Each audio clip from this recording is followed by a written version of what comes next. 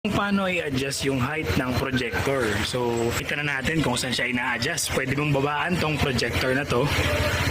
Yung iyong low beam. Pwede mo siyang babaan. So, yan yung basehan. Yan. So, dito siya ina-adjust mga boss. Gamit kayo ng G's na tools. Yan. So, ito siya boss. So, ang pihit mo dyan, G's, clockwise para bumaba yung ilaw niya. Yeah. So, adjust natin, boss. Tignan nyo maigi yung sticker para tandaan natin.